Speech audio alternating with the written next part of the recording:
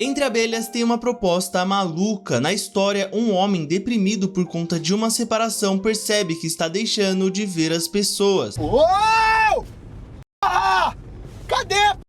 Uma trama maluca e também muito confusa, mas que conversa muito bem com o que o protagonista está sentindo. E hoje eu vou contar a história e dar a minha opinião sobre ele, mas antes, não esqueçam de se inscrever no canal e ativar o sininho para não perder nenhum conteúdo aqui maravilhoso do canal. Também, se estiver assistindo o vídeo e estiver gostando, deixa o like aí que vai ajudar bastante, né? Sem mais enrolações, então, vamos falar de Entre Abelhas. As abelhas domesticadas da América do Norte e da Europa estão desaparecendo sem nenhum motivo aparente. Entre Abelhas foi lançado em 2015 com direção do Ian SBF e com o roteiro dele juntamente com o Fábio Porchat, que também protagoniza o longa. Eles dois juntos também trabalharam ali no canal do YouTube no Porta dos Fundos e também no Anões em Chamas, né? O filme começa com o Bruno, que está em uma boate de strip com os seus amigos. Enquanto ele está sofrendo por conta da sua separação recente, os seus amigos ficam empurrando várias mulheres para ele. Ele inicia ali um princípio de confusão porque ele vê uma cadeira e ele quer saber onde compraram aquela cadeira. Aparentemente essa cadeira é muito importante pra ele, né? Mas tudo se acalma, tudo fica tranquilo e uma trabalhadora daquele local vem trocar uma ideia com ele. E ele conta, né, um pouco sobre a sua vida, fala que ele tá morando com a mãe dele que precisa de um lugar para ficar. Então ela anota o número dela na testa dele. E ela usa um batom ali pra anotar, né, que é bem interessante. Eu nunca tinha parado pra pensar que daria pra fazer isso, né? Tem gente que anota coisa no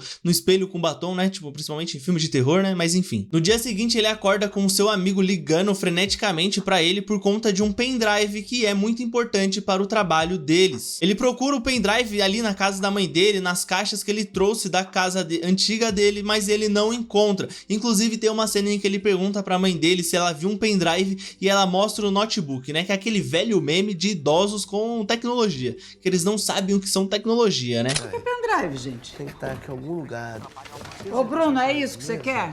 E como não estava lá, então ele tem que ir até o apartamento que ele dividia com a sua ex-esposa para conseguir achar esse pendrive que é muito importante para o trabalho. E aí no meio do caminho, né, no meio do trajeto ali, ele tá no metrô e nós temos a primeira coisa que é mega esquisita. O Bruno, ele parece esbarrar com algo e cai no chão. Só que a gente não sabe aonde ele esbarra, no que ele esbarra, porque parece que ele esbarrou no nada. Bola pra frente, ele chega na antiga casa dele e vai procurar pelo pendrive. Tanto ele quanto a sua ex-esposa, que é a Regina, começam a se tratar de maneira ríspida ali, maneira grossa um com o outro, principalmente o Bruno, que começa a gritar com ela, começa a xingar ali por conta de alguns DVDs que eles tinham deixado, DVDs ali da casa, né? Não DVDs de um e nem de outro, mas eram DVDs da casa. E ele quer esses DVDs de volta, então ele xinga ela, briga com ela ali, sai batendo porta e sai vazado, né? Eu tô brabo. Bom, enquanto ele está no táxi, ele levando o pendrive para o seu amigo, ele se sente um pouco arrependido por conta daquilo, porque ele ainda gosta da Regina, ele ainda tem sentimentos por ela,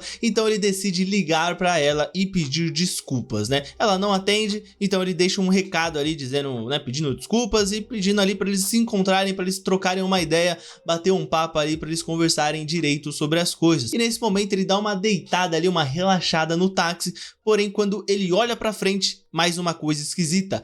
O taxista sumiu. E aqui o Porchat, ele se solta, né? Porque a atuação dele durante todo o filme é uma atuação bem contida, uma atuação bem tranquila. E pra quem conhece ali a atuação do Fábio Porchat, sabe que ele é muito expressivo, né? É o nosso Jim Carrey brasileiro, né? Então ele é muito expressivo, ele faz caras e bocas ali, iau e Judite, tá ligado? Mas aqui ele se solta, então ele consegue demonstrar um pouco dessa desespero, assim, que o personagem precisaria neste momento, né? Ele dá uma desesperada ali e ele puxa o freio de mão do táxi que consegue parar. Só que aí vem mais uma coisa esquisita, mais uma coisa esquisita, porque ele sai do táxi ali meio confuso, meio cabreiro, só que aí a gente vê no fundo a porta do táxi se fechando e o táxi indo embora. Rapaz, tá certo isso. E nesse momento nós ficamos se perguntando, nossa, será que ele realmente não está vendo as pessoas ou será que realmente as pessoas estão desaparecendo, né? A gente fica com essa pulga atrás da orelha aí que o filme vai falar mais pra frente. Achando que está maluco ali, ele pega um busão até a casa do seu amigo Davi, que o convida para jantar ali na casa dele, né? Ele também conta ali sobre uma garota que possivelmente está grávida dele, mas o pior de tudo é que o Davi é casado, ou seja, seja,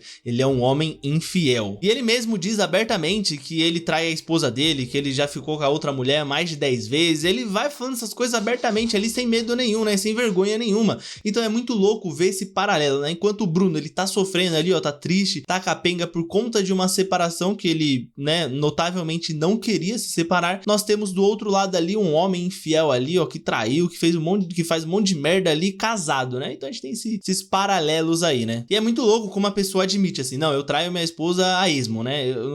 Na minha cabeça não faz muito sentido, mas beleza, né? Traição é traição, romance é romance. E um lance é um lance. Pra piorar tudo, a situação aí do Davi, né? Que ele mesmo se meteu nessa encrenca, né? Vamos conversar aqui, mas pra piorar a situação dele, ele ainda diz que a mulher ali, a amante dele, tem uma coisa contra ele, que é um nude, né? Porque ele mandou ali uma foto pelada, e aí, uma foto pelado no caso, né? E aí, se eles brigarem, né? Se ele brigar com a amante dele, pode ser que ela exponha ele para a esposa dele. E uma coisa que acontece bastante nesse filme, principalmente nesse começo, é que tanto esse amigo dele, o Davi, quanto a mãe do Bruno, né? Ficam empurrando apartamentos pra ele morar, porque ele tá saindo da ex-casa dele ali, né? Que ele tinha com a esposa dele, com a ex-esposa dele, no caso. E aí, ele precisa de um lugar pra ficar. Então, eles ficam empurrando casas pra ele, apartamentos pra ele. Só que ele não tá muito afim, ele não quer comprar um apartamento, ele não quer alugar um lugar, porque ele sente como se aquilo fosse se tornar realidade, né? Isso daqui é a minha interpretação, né? Ele não quer alugar um novo lugar, porque ele sente que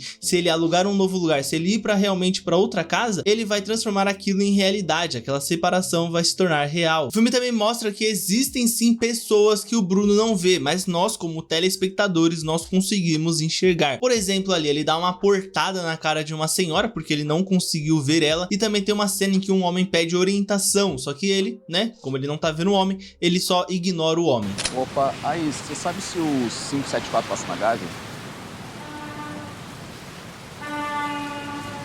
Vai pra Ipanema. Não, vou pra Copacabana.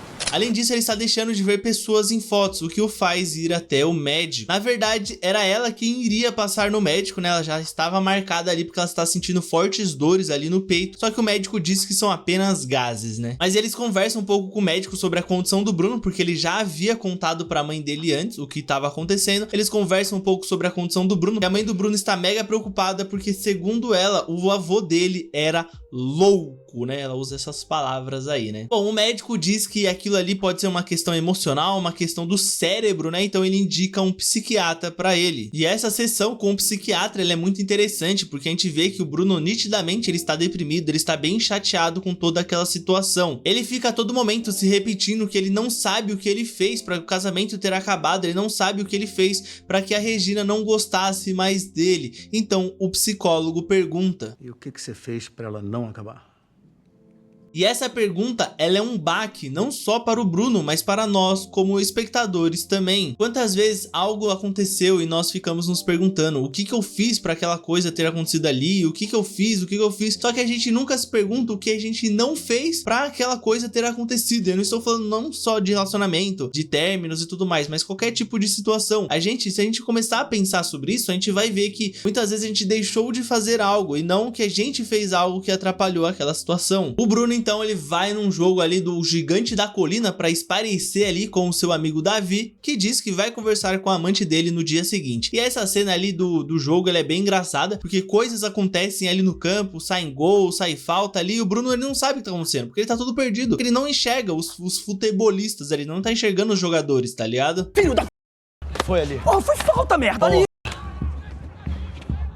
E aí quando sai gol, as pessoas ficam esbarrando nele, se abraçando, gritando ali e tal, e aí ele fica só pum pum pum. E a atuação do Fábio Porchat é muito boa nisso, né? É uma coisa meio engraçada, só que esse filme ele tem todo esse lance de ter coisas engraçadas, só que a gente ri, meio que rindo chorando, sabe? É uma coisa engraçada, só que de uma forma trágica. O Bruno, ele se encontra com a Regina para eles dividirem algumas coisas do apartamento que eles tinham, e eles têm um momento ali bem interessante, um momento bem fofo ali, em que eles ficam se lembrando de coisas boas, se lembrando de coisas legais ali memórias positivas, né? Porém, o Bruno ele se torna um babaca novamente, ele se torna um idiota, porque ele fica com ciúmes de um dos integrantes do grupo de teatro da Regina. E aí, ele é totalmente idiota, ele destrata a peça dela, fala que é uma peça de shopping, uma peça merda e tudo mais, né? E nessa conversa, ela também diz que eles já conversaram sobre aquilo, né? Que eles já conversaram sobre os motivos deles terminarem. E não foi algo do nada, que houveram motivos e eles sabem muito bem disso. E assim, em todo o filme eles nunca vão falar qual que é o motivo exato. Eu acho que é até a proposta do filme não falar qual que é o motivo exato, porque eu creio que tenham sido vários pequenos motivos, sabe? Eu creio que era mais o fato do Bruno não demonstrar que ele estava presente no relacionamento, que ele gostava da Regina, que ele amava a Regina realmente. E aí ele só se deu conta que ele amava ela quando ele realmente perdeu ela, tá ligado? Ele começa a investigar então por conta própria o que está acontecendo ali, e a mãe dele até tenta ajudá-lo, o que gera uma cena bem engraçada, né? Porque a mãe dele tem uma ideia de chamar um homem ali pra casa deles pra que eles façam testes, né? Então, testes ali de tocar no Bruno, ver se o Bruno consegue enxergar ele, se ele consegue se comunicar. E aí ela vê um homem ali numa pizzaria e ela vai trocar uma ideia com ele. Só que o homem, nitidamente, ele fica completamente puto, fala que tá armado e manda a mulher vazar. Então o Bruno, meio que já de saco cheio daquela situação, ele solta esta pérola aí, que é muito engraçada. Você tá indo nas pessoas erradas. Esse pessoal que trabalha aqui, eles ganham mal. Você dá 300 reais pro cara que ele come cocô. Bruno, cala a boca. Come. Cala a boca. 300 reais. Bruno. Mesmo depois dessa cena cringe, o homem ele aceita fazer alguns testes com o Bruno ali e vai até a casa deles. Só que ele não sabe exatamente pra que são aqueles testes que ele vai fazer na casa, então ele fica com medo ali de ser algo sexual. Ele fica com mais medo ainda quando a mãe do Bruno diz que comprou pepino, rabanete, cenoura, e aí a cara do Luiz Lobianco pra essa cena ela é maravilhosa, né? Que ele fica completamente em choque ali, só que pô, ele tá ganhando um dinheiro, né? Então ele vai até o fim. E é muito interessante ver como ao longo do filme vão aparecendo alguns atores e atrizes que também faziam parte do Porta dos Fundos. Como eu já pontuei, nós temos o Luiz Lobianco aí fazendo o Nildo, mas nós também temos outros atores, né, como o Marcos Veras, que é quem faz o Davi, também fez bastante vídeos no Porta dos Fundos. Nós também temos a Letícia Lima, que faz aquela moça da boate, que vai voltar a aparecer no filme, mas além deles nós temos outros atores também e atrizes que aparecem no Porta dos Fundos, o que é muito interessante, né, pra quem gosta do Porta dos Fundos é muito legal ir vendo assim, porque são pessoas que estavam antes no Porta dos Fundos e hoje já não estão mais tão presentes assim no Porta dos Fundos. Então é legal pra ver esse lance aí, né, do Porta dos Fundos de 2015. E eu falei muitas vezes Porta dos Fundos, né? Eles fazem algum teste, né? O Nildo toca no braço ali do Bruno, só que ele, né, não consegue enxergar o Nildo, ele só sente o toque dele. Então ele começa a investigar ali por conta própria. Ele faz até aquele mural de detetive ali pra ver quantas pessoas ele já deixou de enxergar. Ele se encontra novamente com a Regina pra pintarem o apartamento deles, né? Porque eles precisam pintar o apartamento pra conseguir entregá-lo de novo. E aí eles têm novamente aqueles momentos românticos, aqueles, não românticos, mas fofo assim, que eles se lembram do passado, memórias positivas e tudo mais. E é nítido como o Bruno ele não está feliz com aquela separação. É nítido como ele não quer que aquilo aconteça, sabe? Ele ainda fala pra Regina que ele sente saudades dela, né? Mas acabou, né? Não tem como voltar atrás. Agora na hora que eu pintava sua roupa, você pintava a minha cara, a gente caía no chão se beijando.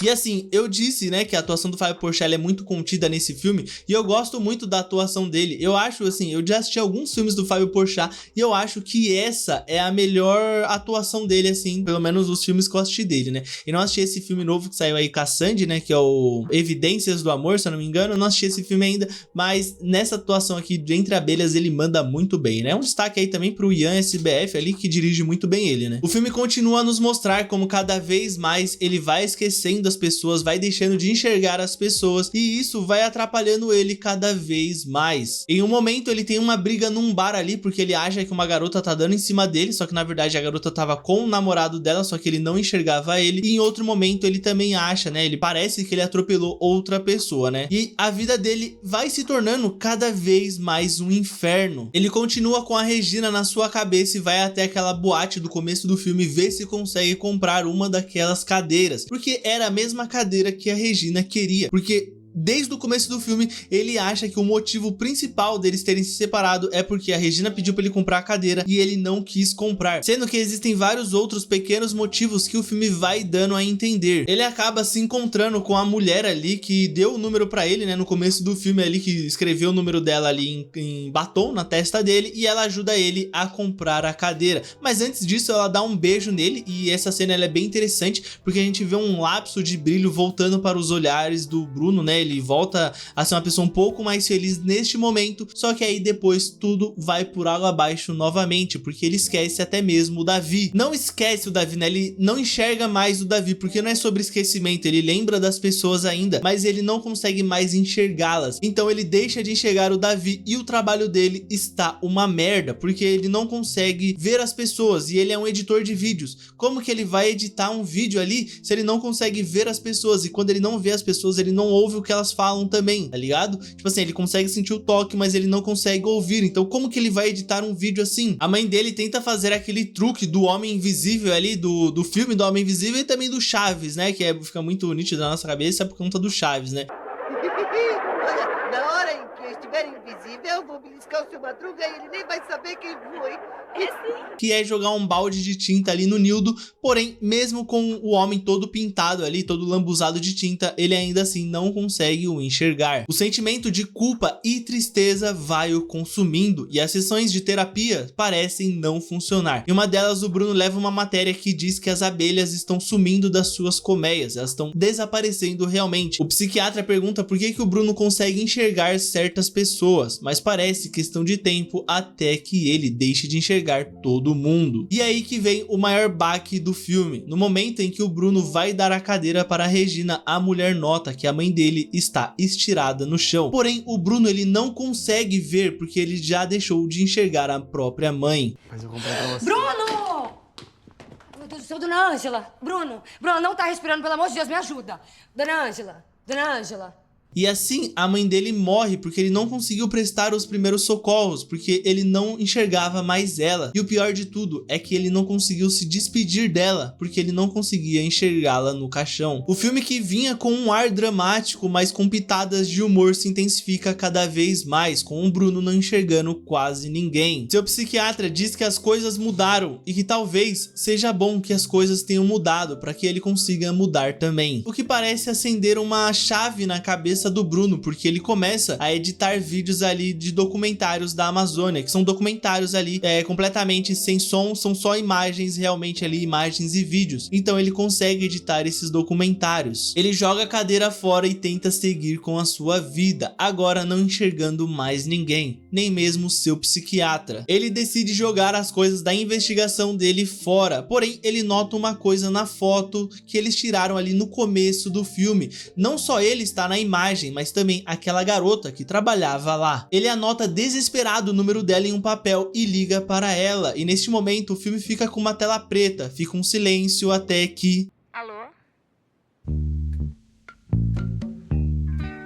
Entre Abelhas conquistou a marca de mais de 438 mil espectadores no cinema, tendo uma bilheteria de mais de 5.700.000. Um belo feito ali para um filme nacional. No IMDb ele possui uma nota 6,7 de 10, enquanto no Letterboxd ele tem 3,5 estrelas de 5 possíveis. O que na minha visão está bom demais para um filme ali de 1h20, né? Ele é um filme que entende sua proposta narrativa e consegue utilizar muito bem os elementos para contar essa história.